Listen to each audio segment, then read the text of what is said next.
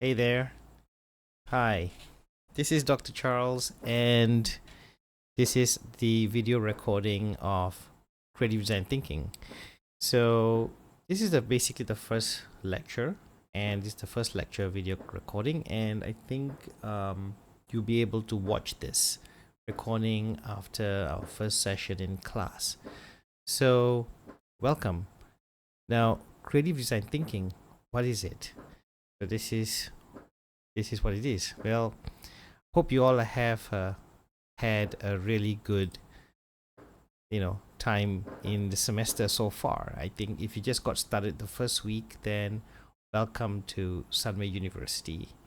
And I'm so happy that you are here with us. And I'm sure that there's a lot to get adjusted, but don't fear. You're not walking alone, and we're going to be right beside you along the way. So, creativity is all you need to get started. Now, when you talk about creativity, there's so many definitions. So, what kind of definition that you think is creativity? There's all kinds. Like this one famous quote. It talks about inventing, experimenting, and breaking rules, making mistakes, having fun, and so on and so forth. But what do you think? I think creativity can be learned. Well, Master Yoda said it. Yeah, well, but not just Master Yoda. Edward de Bono said it. Edward de Bono wrote a book called Lateral Thinking. So he talks about creativity all the time. And I think that there's so much to cover when it comes to learning creativity because it encompasses so many other things like skills and stuff that you want to make. Maybe, I don't know. That's just the world is so big, right? But the most important thing is what you are internally in, and basically taking risk.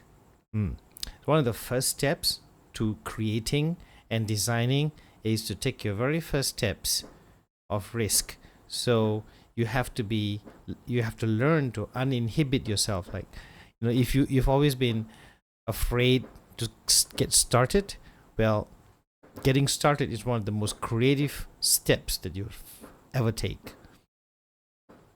So what creates inhibition? Sometimes we find it really hard to get started to do anything. I think one of the first things you would do in a creative thinking class or in a design class is learning how to get started with your ideation, or learning to get started with discussions and asking questions and all these sort of things. But you'll be wondering, like, how do you get started? Well, you get started by taking the courage, taking the first steps. So inhibition means something is preventing you from doing that. And sometimes it could be a mental block. It could very well be feeling a little held back through, there are many reasons to why you're being held back. It could be a personal experience. It could be a bad experience, and you don't want to go through that again. So you afraid that you're gonna face it again. So what if you make that mistake? So you're like, oh, you're holding yourself back, that sort of thing. It could be somebody who's often criticized you, or you've always been criticizing yourself. It could be that. It could be the past. It could be something that has told you that, oh, you're useless, stupid, or whatever, have labeled you, and then you realize that, no, I don't think I'm amount to anything. That's one of the reasons that a lot of us don't get started. Now remember, creativity is not about being ambitious or doing something huge. Creativity is really about what?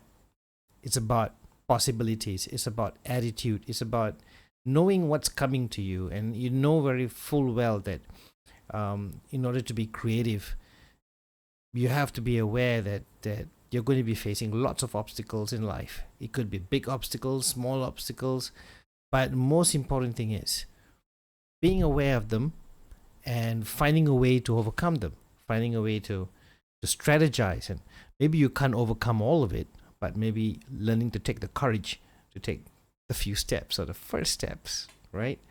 So creative thinking is really an attitude. The attitude of creative thinking allows you to take those first steps. Sometimes it's not always immediate. The success or the ability to get things done or whatever, it cannot be sometimes immediate. Sometimes it's a process, but small steps, little by little. Finish what you can now in the moment, living in the moment, being aware of your obstacles, finding ways all the time. And that's the attitude that you should have, moving forward all the time. But that's the thing. There's always been the question about how are people creative? How do you know they're creative? How do you understand that they have done creative things? How do you test it? You're taking a formal training in design, so how do you determine that a person is creative? Now, Alice Paul Torrance in 1966, he came out with this. I know it's been a long time, and a lot of the modern day creative thinking researchers have been inspired by people like him because he come up with psychometric tests of creativity. He decided to look into survival, the survival, life and death situations and things like that. And he comes to the conclusion there are four main categories of the test to test creativity. And basically, for the assessment of this class, this is largely based on the four areas here, but of course, interpreted to the context of your generation and how you understand the creative process for your design works.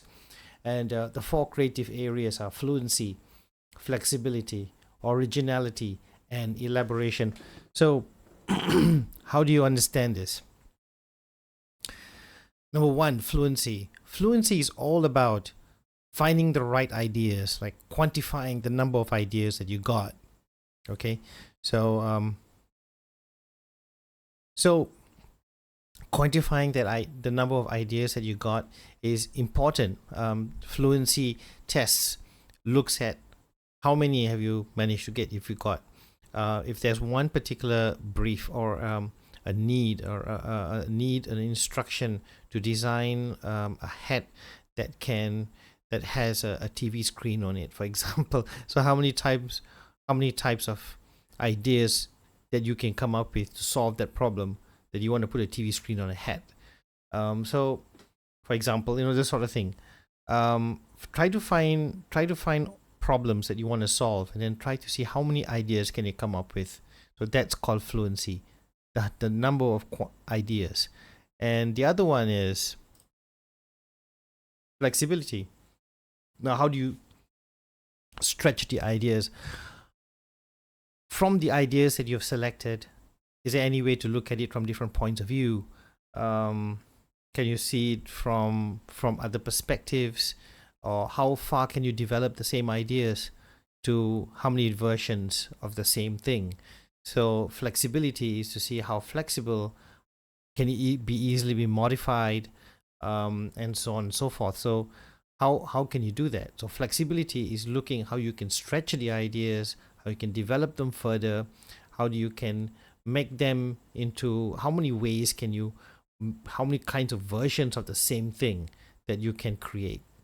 Again, it goes hand in hand with fluency, but flexibility is stretching it a little bit more. And originality is to do with uniqueness. It's about synthesis. It's about trying to put things together and to create some form of original version. Now, this coming up with an original design, it's in today's context, you're not reinventing the wheel, right? There are a lot of things that's been invented, but as designers, we have to always identify gaps, identify things that the design cannot address. If the design has been if the product or the particular design has been designed to address a specific problem, then if he has done that, but there has got to be something else that it has not addressed, and so that's gaps. For example, there's coffee cup. Maybe this coffee cup has addressed so many different areas. like holding it, like I'm holding this coffee cup, and I'm really appreciating it because it's nice and long. It's got a good quantity of coffee, but the problem is, um, how do you balance between, how do you hold it and make it stable in my hands? So you see this little thing here, yeah. So sometimes there are gaps. Like let's say if this was just this, it makes it very heavy, so it makes it very difficult to hold it unless they build something here that you could actually ergonomically, or which is suitable for you to hold it in a more stable way. So things like that, like little things like that. Let's say if this wasn't existing, then yeah. So little things like that, you can find everywhere in any design. Maybe your cell phone, maybe the cell phone holding it isn't enough. So that's why you have accessories.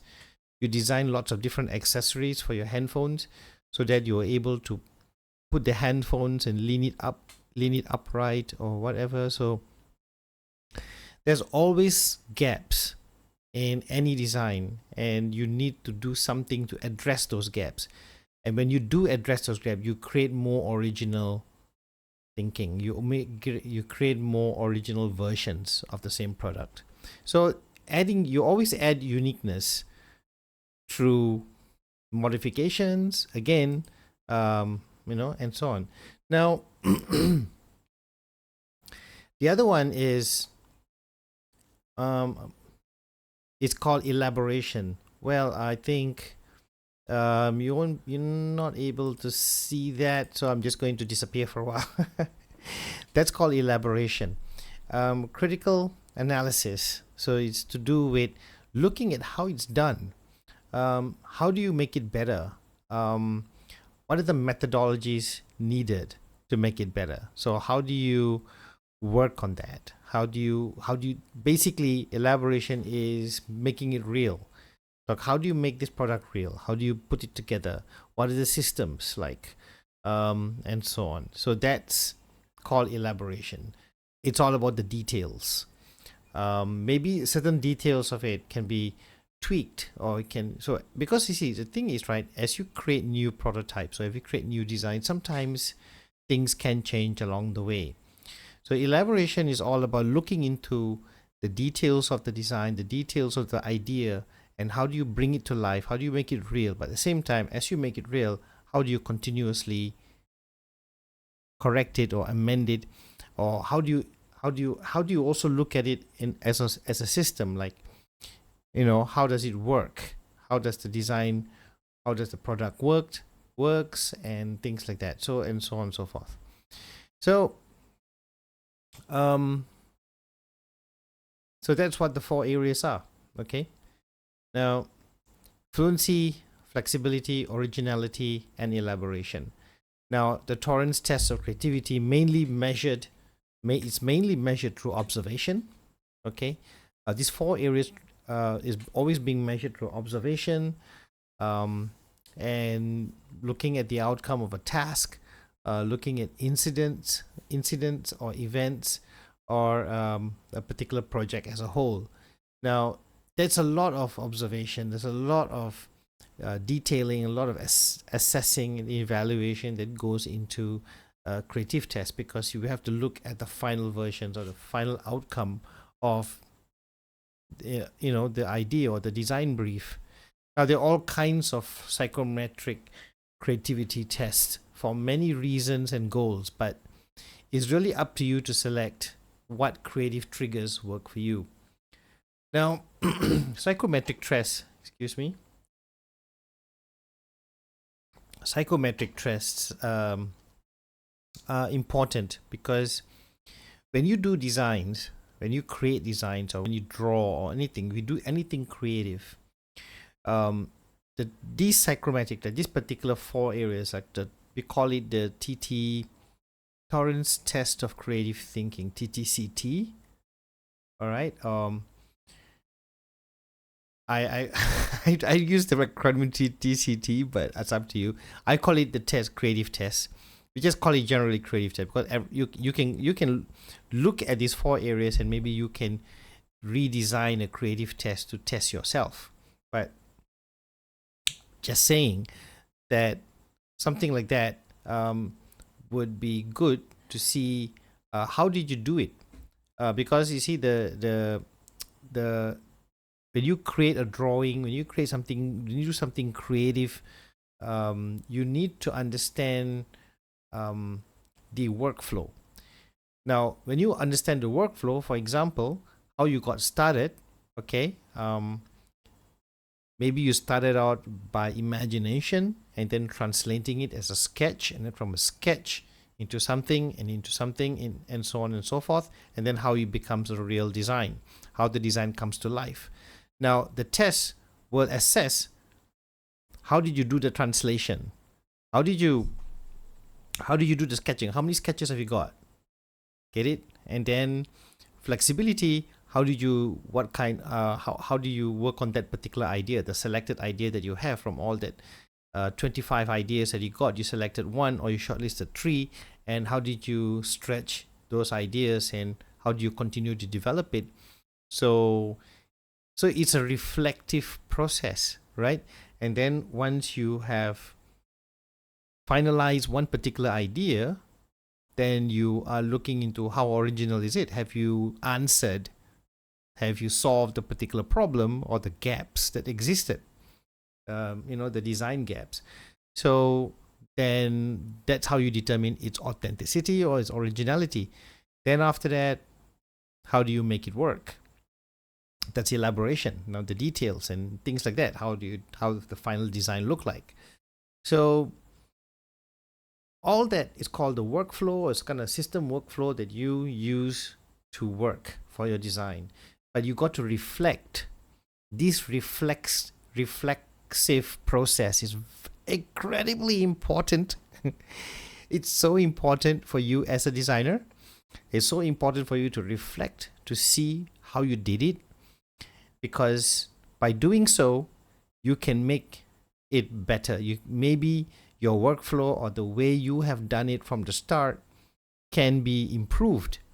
So it's a cyclical process, right? Fluency, flexibility, originality, elaboration, and then you can always go back and forth to see how things work.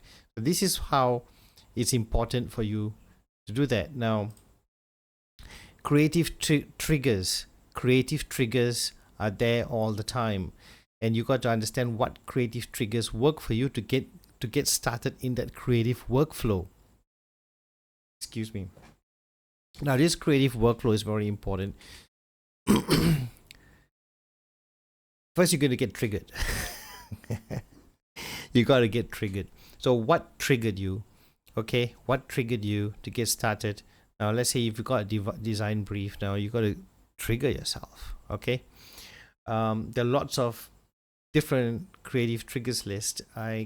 It's hard for me to determine exactly what the right ones. There's no right ones and no wrong ones, but there are triggers. Okay, humor, music, art, outdoor activities, gaming, meditation, driving, swimming, showering, whatever. Sometimes eating. You might get some inspiration through eating.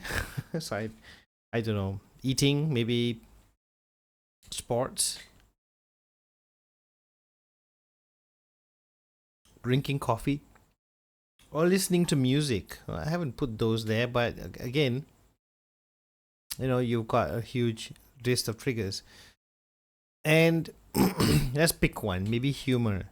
Sometimes humor helps. Somehow, like this particular meme. Oh gosh, very, very, very common thing designers do. They get really angry when the designer use more than 5 fonts in one single design. That's ridiculous, right? So there you go. This is a meme, giving some kind of parody about a designer that does this kind of thing, right? It's like, so humor, parodies, kind of works. Now, humor is one of those things that makes you. It's not saying that humor makes you creative, but humor is a trigger for the creative process. when you get triggered by humor, things happen. You just flow because it makes you a little uninhibited. It makes you more relaxed. The dopamine helps you to just be more playful, and when you're in the state of play, you tend to just go on and just explore. And it happens, right? Like if you're always in a company of good company of friends, and you joke a lot, and somehow you get so creative about things. Somehow during this moment you get all kinds of strange ideas. You stop becoming so tense. You just in a state of play. And that's one of the most important things about humor. It's not about humor laughing endlessly, mindlessly. It's not that. But yes, sometimes you just don't have to overthink about anything. And that's when you're in a state of play, it just happens so naturally. Only thing is sometimes you're not conscious. We're not conscious about it, and we forget to write it down. Um, and like lots of different things happen during humor. Now, one of the things that I really enjoy watching is Whose Line Is It Anyway? Now, whenever I do this, I see how improv comedy works. With improv comedy, you really need to be in the moment, and in the moment you just get triggered. You just trigger yourself. There are lots of different. One of the scenes that they have is props, where somebody just take a little prop, any object, and make a joke out of it, create a scene out of it, create a scenario out of it. Man, they just do something out of thin air, but just basically the problem was right there. It was the object. And sometimes you see the host, this lady, she gives them all kinds of scenarios. She gives these actors all kinds of strange scenarios, limited, there's lots of limitations, and all these people just come up with all kinds of brilliant improvisation. Some of them are a little a little lewd, but yeah, just be discerning when you watch it. So you see even Einstein says sometimes playfulness and a state of play is extremely important for you to really put your mind at a state of play. And when you're doing that, you have the ability to expand beyond the boundaries, beyond the limitations of logic. Because sometimes we're too logic, then we just want to say that no, that's it. But what if we just go beyond that, beyond the boundaries a little bit, just for play's sake, and you say what if scenarios and things like that. So that's called lateral thinking. Like you're able to think horizontally rather than vertically. So playfulness is important. Imagination is very important. But how are we to exercise our imagination? Well, basically, imagination is the most important thing. Even Einstein agrees, imagination is one of those things that happens when you get triggered. When you get a creative trigger, the first thing happens to your imagination. You often dream, right? So imaginations are like dream, visions. And when you do that, when you get imagination, there's just endless possibilities. Okay, but question is, now you are learning about creative thinking, and one of the most important exercises is translating that imagination onto something. Now, how do you do that? How do you transfer what you have in your imagination, on that? Now, the creative process happens when you are doing that, when you're transferring whatever that's in your head from imagination onto something. Now, it could be a digital journal, it could be a sketchbook, it could be, anything, right? Anything that you think will be able to record. It could be a tape recorder for that matter. The worst use of imagination is anxiety. When you're too, like I said, when you're too anxious, when you're too nervous, when you're too inhibited, it's going to be a problem, because then you're going to have to overcome that first, deal with that first, all right, and then see if you're able. And one of the ways to deal with it is imagine. Okay, imagine, envision, have vision. Then your anxiety will probably go away. I think you just need to learn how to let go and imagine. Okay. Now, if that's the case, then creativity is basically imagination applied. Now, how do you apply your imagination with the creative process? One of the examples is, if you think of a car. Now, think of a car, then he or she is exercising his or her imagination. Now, if a person draws that car, then he or she is exercising it. So that transference here is onto something that you sketch. That's the reason why I did mention keep a sketchbook. Keep a sketchbook, could be a digital sketchbook. Now your e-portfolios are about that. Your e-portfolios have visual journals, so it's a hybrid sketchbook per se, but this time, but due to your workload, I'm making it more of a digital hybrid, so that you have, if you do sketches on your own physically, and because you have lots of digital output for other subjects, then all you need to do is transfer those, scan those and put them in your e-portfolio, and then write about it. So basically you're doing manual work, but you're transferring the manual work to something digital, right? And now sketchbook, that's kind of like your hybrid visual journal. Okay, so in a way, if you're doing some sketching, we ought to see those sketches.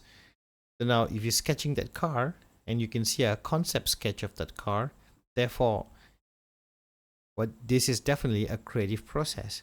Now then, what's next?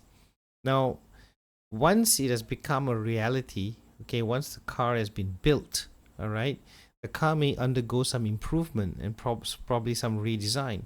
Now, like I said, every design product has gaps, have things that you want to add on all the time.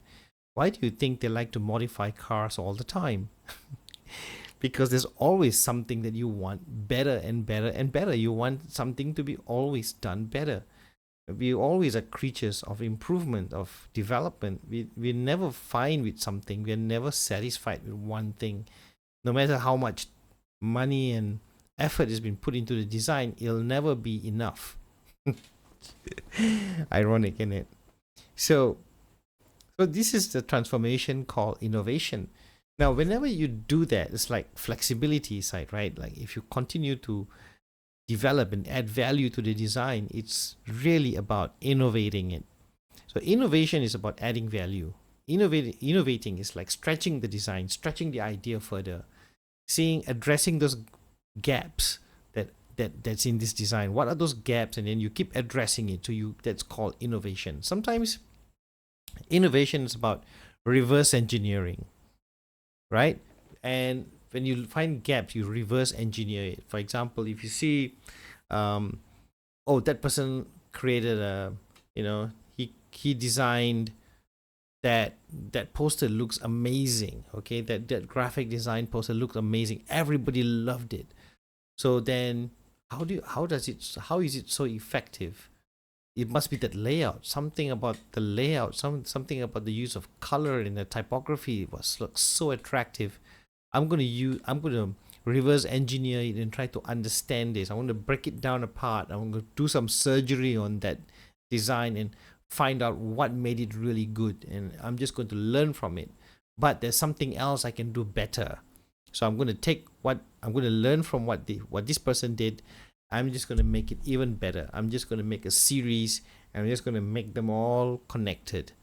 You see, you add value to an existing design. You look for gaps in an existing design, and you continue doing it.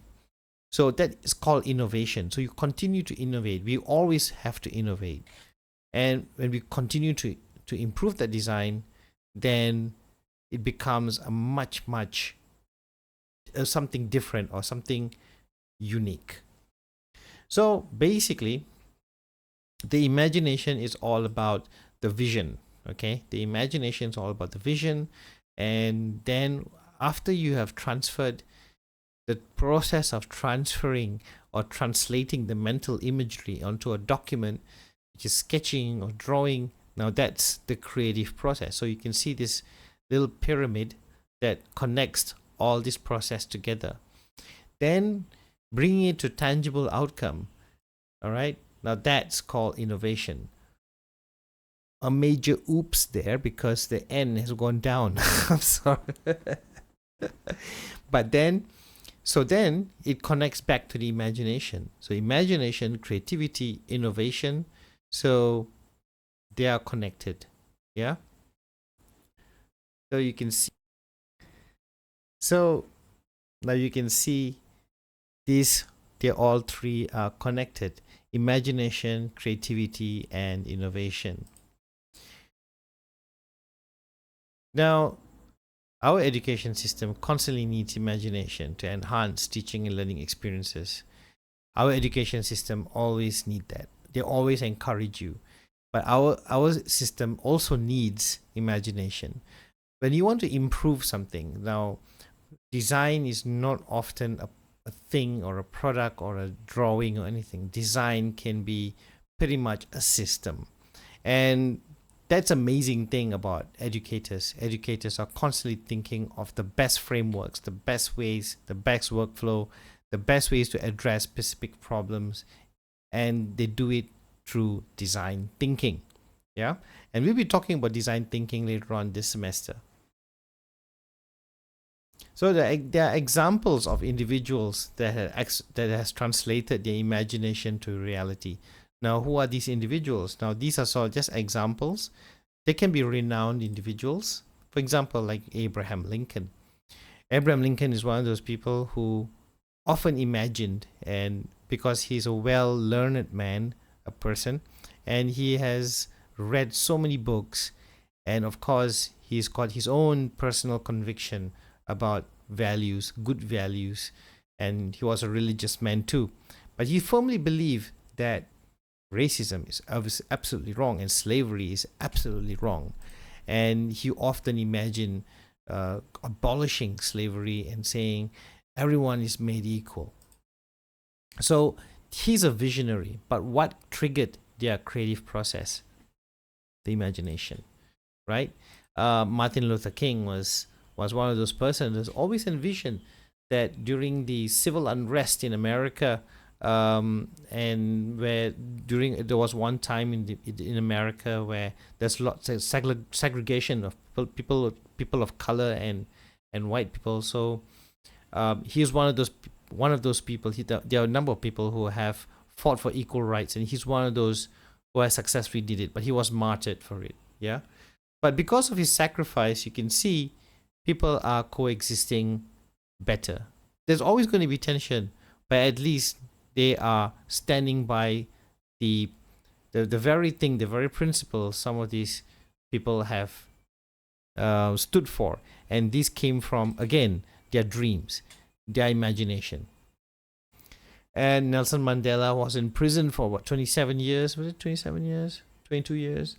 And so he envisioned a more united South Africa and end of apartheid, etc. And there you go. They had the World Cup. This was way back in 2010, the FIFA World Cup, which that country have hosted. So what triggered their creative process? This man studied. His mind, his imagination wasn't confined in the in the prison. When he was in prison, he wasn't confined. He was free. He was flying out there. Okay, expanding, going beyond boundaries. I admire science fiction writers, and very often they come up with some fantastic ideas way ahead of our time. And this is one of the person is Jules Verne, and he wrote 20,000 Leagues Under the Sea about a fictional submarine at that time that can go so deep and explore the world which should never have been explored. Okay, and he dreamt about it. Okay, and scientists and engineers turned it into a reality. And you can see today we have nuclear submarines, huge submarines, very big ones, which can go so deep, probably deeper than the Nautilus himself, right? And so and he also envisioned things like science fiction stories have always been um, something that triggers the imagination, like dreams and visions, like the yearning to explore space, to go to the moon and certain things like that. How do you think we can launch ourselves into space? How do we defy our gravity to go there? And so there you go. Put yourself into a giant bullet, boom, shoot yourself through a cannon, and there you go. But today, again, the same principle, the principle of an explosion, like a boom, like a cannon, right? In a way, and you are in a space capsule, and there you go, a bullet, a giant bullet. You see, these could be almost like allegorical. It could be, you know, um, it could very well be foreshadowing the future. Imagination is like that. Dreams are like that. Stories are like that. You know, they inspire, right? But what else can trigger the imagination? Competition, the race. There used to be this space race between America and the Soviet Union those days, and was that the only motivation? Well, I'll leave that to you to do further research and reading on that. But nevertheless, a lot of dreams gave birth to creative processes. And more science fiction stories are also inspiring humans to better their lives and inspiring civilization to better their lives, because science fiction stories talk about the future, talk about what if, the what if scenarios. What if the world becomes so polluted? Do we really need to look for other worlds? What if we become so civilized, and then when civilization will come to an end through some cataclysmic event, how do we save whatever that we were? And that's what Isaac Asimov's novels were, the foundation. He created a whole foundation and a massive encyclopedia that contained everything human, so we can restart our civilization once it becomes end, and so on and so forth. I think science fiction stories are amazing, and you should find a science fiction story that you think has foreshadowed our future, or maybe foreshadowing an upcoming future. There's all kinds of things today what a lot of technology that we see today have been the result of science fiction thought and possibilities, because these were based on probably scientific discoveries or purely just dreams. But because of scientific discoveries, we envision, like for example, like William Gibson, who envisioned the cyberspace, in a cyberspace where data is something that becomes a very important commodity, and how we're able to transfer data through our heads, through virtual reality and things like that. So he's written some very interesting books, and he even and there was a movie based on it as well. And like Johnny Mnemonic, and there's the novels called Neuromancer. Isaac Asimov talk about artificial intelligence and how humans and artificial intelligence become more connected. The interface between humans and machine becomes so thin, and it becomes so connected that we can't live without one another. Jean Baudrillard talks about the simulation. Are we living in a simulation? So I think, and that's one of the inspirations for Matrix, even for Minority Report, robotics, artificial intelligence, etc. So yeah, Einstein's formulas like E equals mc square, things like that, have brought about amazing innovations in technology. The discoveries of scientists can be for technology, but also can be destructive. The destructive power only if it falls to the wrong hands. So there's no limit to what the imagination can do, right? Yeah, so there you go. We can have the best of it, but we can also have the worst of it. In the end, it's all about choices. What kind of choice do we make, and how do we deal with it? How do we deal with creativity, and where do you want to put your creative investment? Even architects have incredible imagination.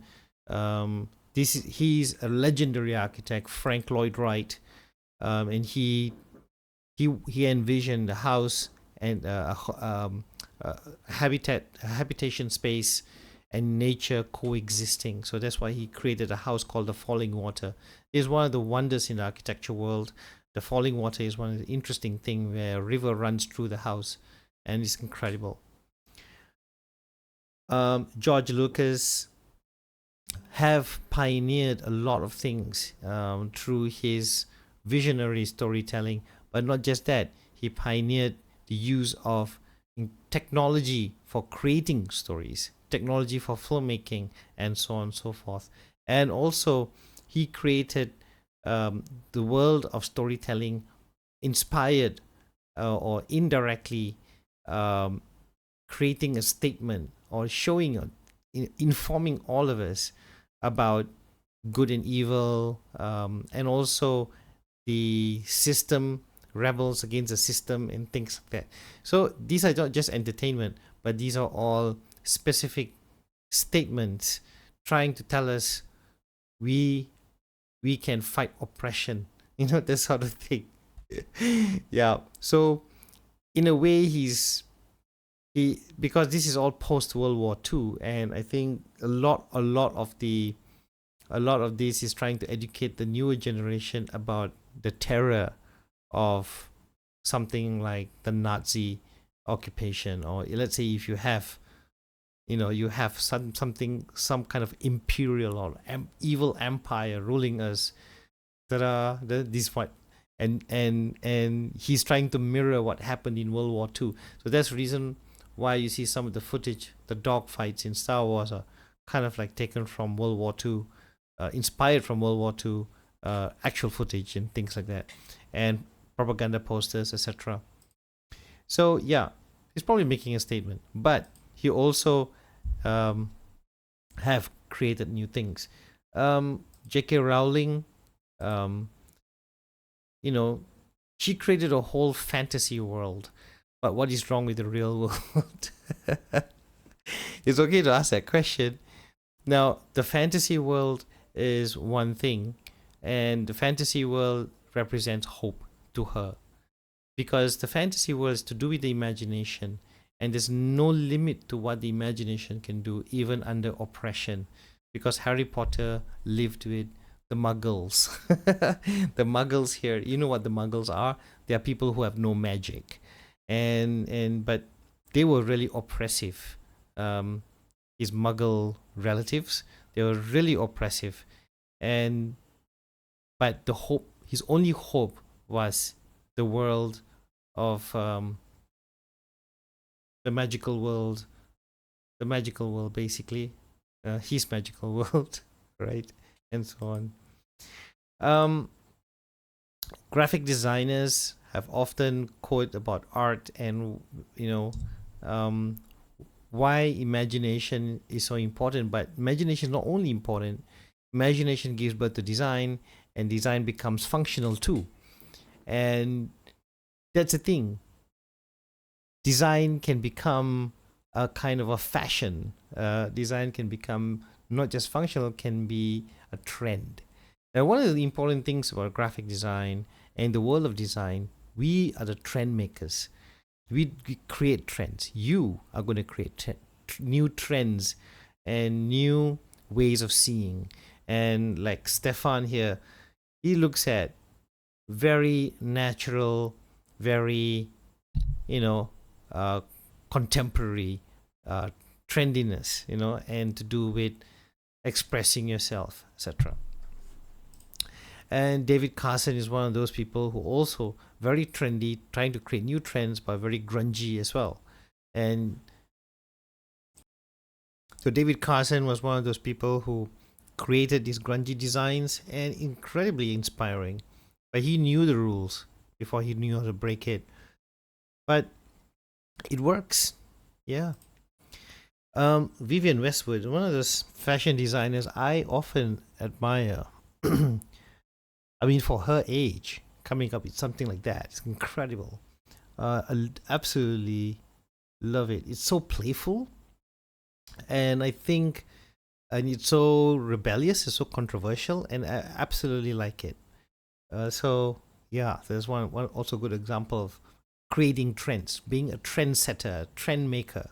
Yeah. Um, Jonathan Ive. Jonathan Ive. He's one of those designers. Very simple philosophy. Okay, very simple. User centered. There you go. Right? It's all about the user. All you need to do is put your finger on the screen, touch it, and it works. So everything about Apple is to do with the user, and that's why Apple worked. That's why the product worked. The product connected to us so well, it just became an instant hit.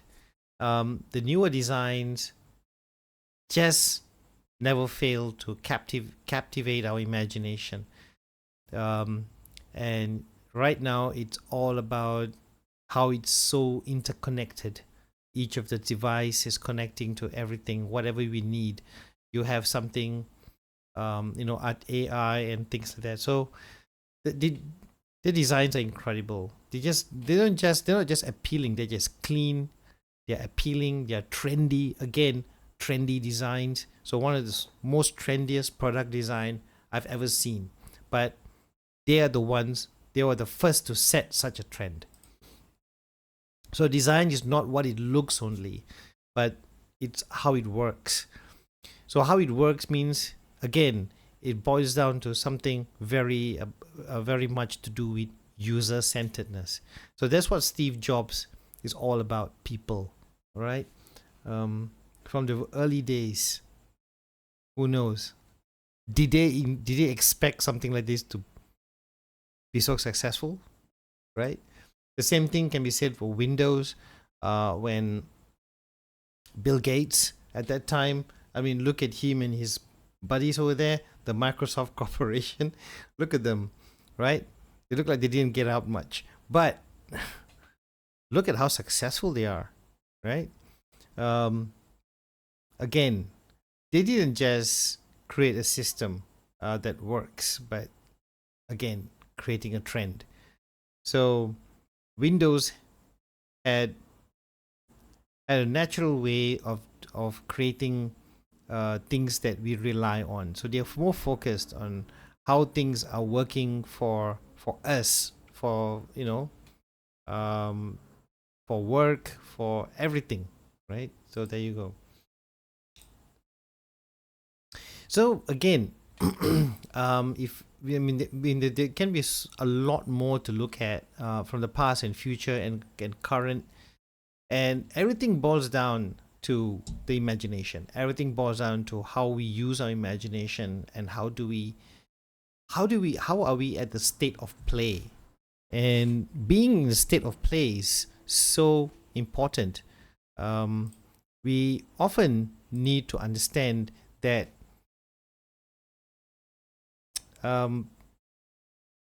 when we are playful, you wake up the child in you. You become you just become happy. I don't know how else to put it, really. I mean, I'm recording myself right here, right now. I'm just trying to find the words. Sometimes happy, yeah. Are you happy designing? Are you happy in that moment? Are you happy because the moment how do you define doing something really happy when you're designing or in your state of creative play? Now that's up to you. You can write about it, yeah. So imagine, dream, explore, okay? Be playful, right? And record it. Record it all. Put it in your sketchbook. Scan it. Upload it. Write about it. There you go. So now in your visual journal, Personal task. This is fully optional. It's up to you if you want to do this or not. But I end this video by this. Now, who is the designer or writer, inventor, anyone in particular that you most admire or inspire you to become a designer, and why? Basically, freely explore this topic as much as you like, and any way you like, post it in your visual journal. Okay, so that's it for our first lecture. Thank you very much for your attention and for watching this whole video, and hope it was useful. So take care. If you have any questions, I'll see you in class. Bye bye. Take care.